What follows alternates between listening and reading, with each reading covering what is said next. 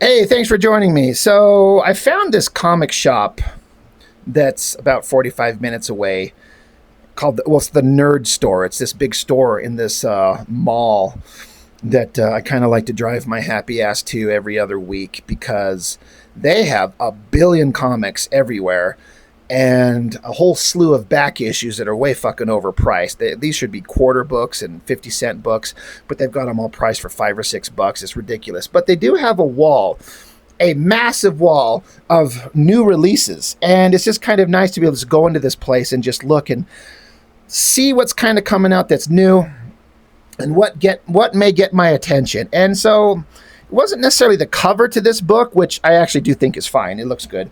But the title, X-Men Outback. I'm like, what? That shit's been done forever. What, the Outback, like that's when the X-Men were in Australia. That is a storyline that I missed for the most part. Like I started reading Uncanny X-Men in real time. I was reading classic X-Men at the same time I started picking up Uncanny X-Men. And so I was reading the Dark Phoenix saga at the same time as I was picking up Uncanny X-Men, which is right at the tail end of the Australian Outback saga. Silvestri was just wrapping up his run, and Jim Lee was starting to come along. But I missed that whole storyline. And so I just kind of picked up bits and pieces of it, of what was going on. What does this mean? And how did the X-Men end up here? I never really knew for sure, except that things went really bad for the X-Men. You know, the original 5 members were off doing X Factor, and this team, I think the X-Mansion had been blown up, and the members of X-Men, for some reason, ended up in Australia in hiding, and everyone thought they were dead. And that just seems like a really interesting place to kind of pick up. When you know the X-Men at their peak, like they have the mansion and the main crew of the X-Men from, again, the John Byrne, Chris Claremont era, when the X-Men were at their best and their peak and their most powerful, and then somehow you miss a bunch of issues, and you come back and you find a bunch of them are gone, a bunch of them are dead, their mansion is blown up, they're living in Australia, all kinds of horrible shit happened. It was kind of a fascinating concept, the not knowing what happened. And I've kind of gathered up some issues of that past storyline that I got a little bit up to date on. Some of them I still haven't even read yet. But it looks like they're taking and creating new books and new stories based on the X-Men of that era. Like this book, printed, it's this year. I'm looking for like a month in here somewhere. Yeah, there we go. August of 2026. So, I mean, this is a very new book. So I guess it's kind of an interesting idea when modern X-Men stories no one fucking cares about because they've just ruined the entire concept. It's just no one cares. So what you do is you create new stories telling tales that happened in the past when people liked the X-Men and just kind of publish them as new stories, just stuff that happened years ago. I'm like, that's potentially interesting. So you start out here. I do kind of think the visuals on this are interesting, where it's like an old TV. Like some kids who, younger folks might not even understand, like, what the hell kind of TV is this? Is this what they had in the 1930s? I'm like, no, this is what we had in the 80s and 90s. Flat screens weren't a thing. But this is where they give a backstory, like an explanation of what happened. And I'm guessing this is a description of what happened in the comics. I didn't read these stories, so I don't know, but I have picked up bits and pieces, and they're talking about how the X-Men were fighting a character known as the Adversary. That's only something I've ever just heard about. But the X-Men were fighting them, and the X-Men couldn't defeat them, so Forge made the X-Men all transmutate into like an energy source of something, which allowed them to defeat the Adversary, but then it made it seem like the X-Men were gone and that they died, and so I guess Forge got labeled as a murderer, but no one knows where the X-Men went. And I guess that is where they disappeared and were thought to be dead and then ended up in Australia. Again, I'm just assuming this is the actual story as happened in real time. And I didn't know exactly how they got there. So that was kind of an interesting little recap. I'm like, okay. Interesting. So then, of course, we cut to Sabretooth, and he's up at the cabin where Wolverine and Silver Fox used to live. I'm surprised after all this time, this fucking cabin just still exists. You think it would have been torn down or blown up or something after all this time. But Sabretooth's up there, and he killed a Wolverine animal, but that's not the Wolverine he wants, and it's supposed to be Wolverine's birthday. And, of course, they've established this thing where Sabretooth shows up on Wolverine's birthday every year to do some horrible thing to him. And he's like, well, I don't know where you are, but I'm going to find you, and I'm going to take you out, motherfucker. Okay, sure. So now, X-Men Outback. I kind of like this visual. That's kind of interesting. And it has the description at the top. Born with genetic mutations that give them the extraordinary powers, these mutants proudly and openly pledge their lives to the protection of a world that fears and hates them. But once they were forced to operate from the shadows of Australia. And so you have that team. Again, I got into these books right when this team was kind of getting phased out and the things were changing. The Siege Perilous, I don't think it's happened yet. And I kind of got in right as the Siege Perilous was done and the X-Men were kind of getting brought back into the world, and they're building up towards what was going to be eventually X-Men #1 by Jim Lee. But we all know that run for a couple of years. But I didn't get to read these ones. Psylocke, I didn't know who Psylocke was. Of course, you got Storm, Wolverine, of course. Psylocke was some new character that showed up. I knew who Havoc was. He joined the team. Dazzler's there with him. Longshot, interesting because that's a character who I missed his entire original run. He was never on the X-Men when I was reading him, and he was gone out of the books when I started reading him. Rogue and Colossus. So you got Steve Orlando as the writer. I don't know who that is. Steven Segovia as artist. I'm pretty sure he's a digital artist, so pencils, inks, or digital whatever. Alex Sinclair on color. He's a good colorist. But yeah, it's just kind of interesting to get a little bit of an insight to what the X-Men were doing in the Australian outback in a time when I hadn't read these books. So they're in some town, Cooterman's Creek. Of course, you got Gateway, who just kind of hung out with them all the time. And they're in this bar, I guess, that the Reavers used to operate out of, and the X-Men, I guess, have kicked them out, and so now the X-Men are hanging out, and they're not all particularly thrilled. Colossus is kind of depressed. He's kind of not digging their new kind of status. And again, the only Psylocke that I ever read in real time was when she come back and became Asian Psylocke. So reading her as this version is kind of my first time to read the character when she was her original iteration. But yeah, the X-Men, they're here, they're hanging out, and as Colossus is a little bit kind of depressed, there's some yelling from behind him, and it's Rogue and Dazzler bitching at each other with Longshot trying to keep them apart. And Dazzler's bitching and moaning that she doesn't get to live the life that she used to because she was a public figure and like a musician, a rock star. And I guess Forge did this thing where, at least I assume it's Forge, where he did something where the X-Men are they can't be tracked electronically. They're just kind of hidden. So they can't be seen, they can't be videoed or recorded or anything like that. And so Dazzler, who maybe wants to go back to her rock star life, if you can't be recorded on video and any kind of audio, then her life is over. And Rogue is trying to explain, she's like, simmer down, we're not all divas here. Some of us appreciate a fresh start. And Dazzler's saying, try a dead end. Yeah, sure, Roma saved our lives, but Merlin's magic daughter cursed us on the way. Okay, so it wasn't Forge, it was this Roma. Right. Again, I didn't read these stories. I kind of missed that part. So Rogue's getting at her, yelling at her, you're worried that you're not much without your adoring fans? She's like, cameras can't see us anymore. No technology can. My career is over. And Rogue's kind of like, well, maybe this is a better thing. They're just kind of going at it, and stupid Longshot's just kind of stuck in the middle of it. Psylocke comes up to Colossus and kind of like, well, what's going on with you? He says, it's a strange new life we are in.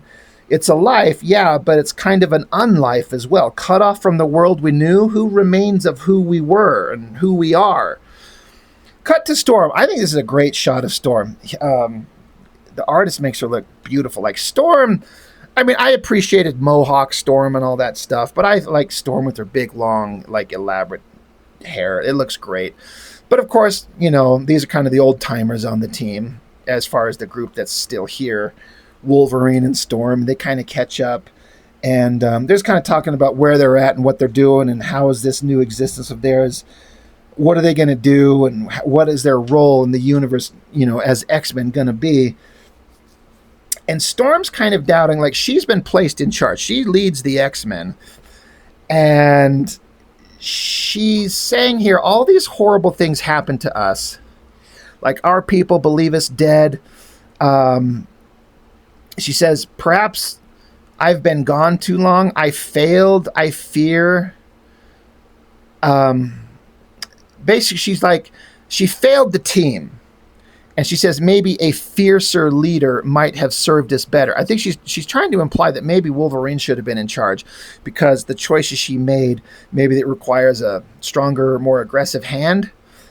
And Wolverine says, I never asked to lead. It's not my way. And he said, yeah, we choose to live out here, farthest place from anyone we know.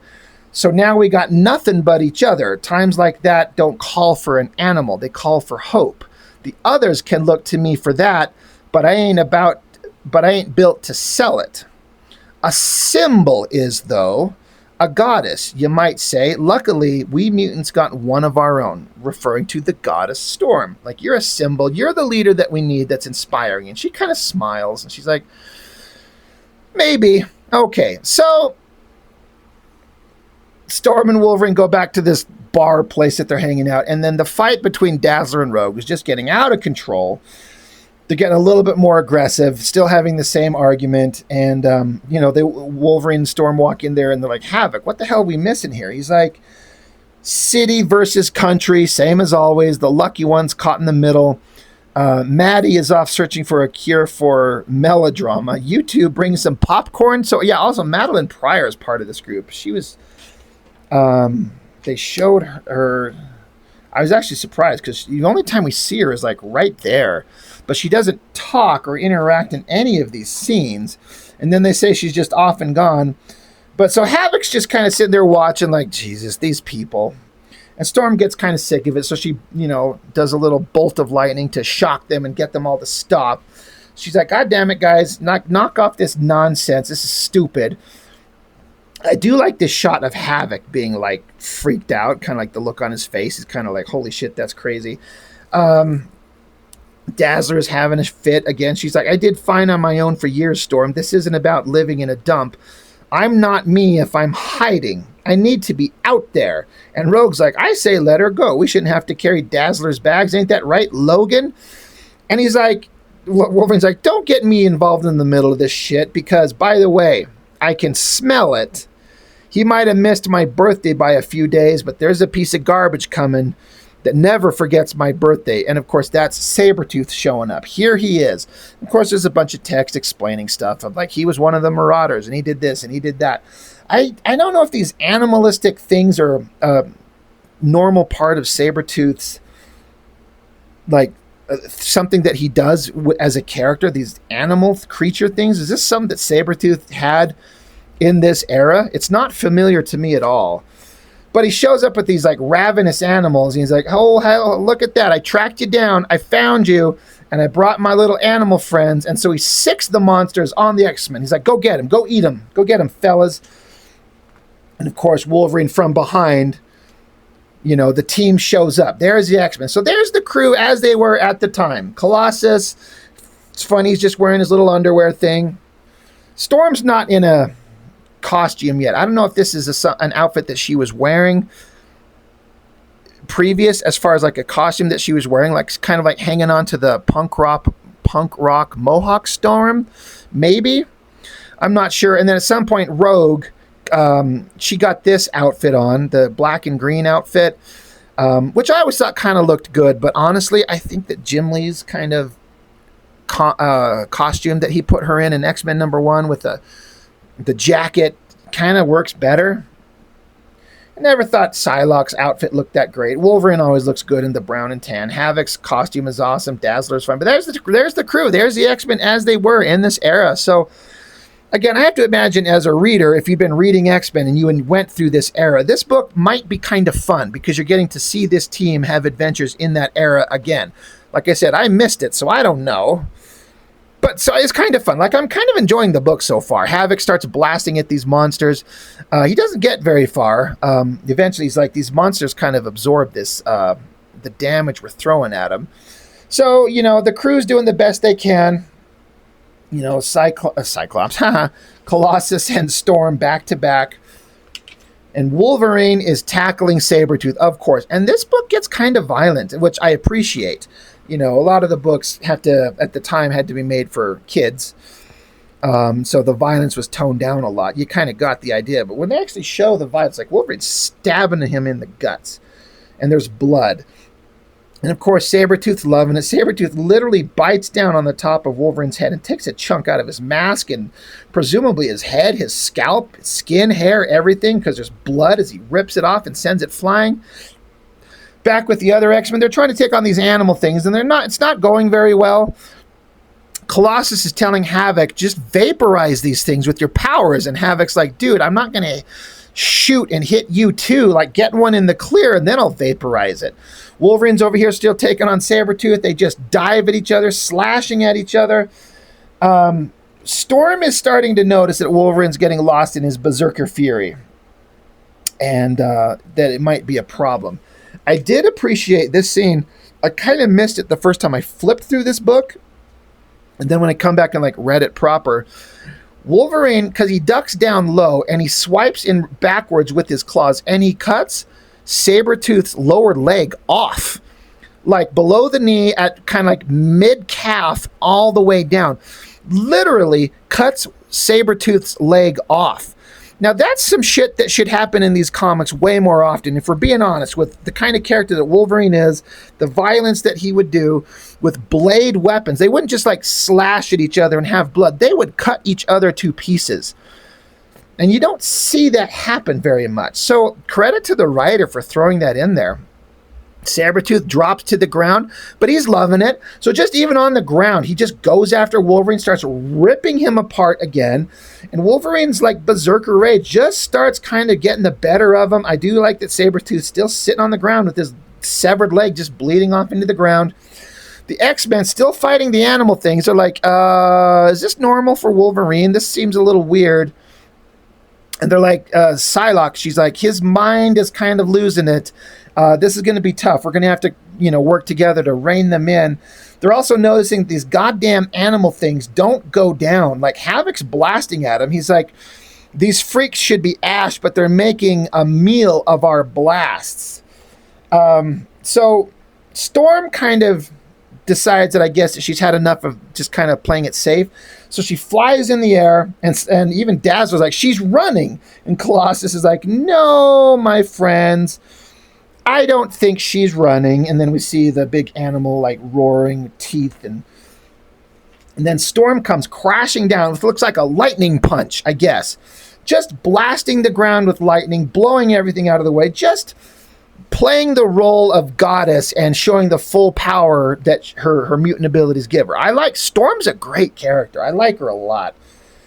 And the dog things are kind of intimidated and kind of back off. And then out of the blue, then Wolverine comes charging at it while the monster things are kind of distracted. He literally rips him into pieces.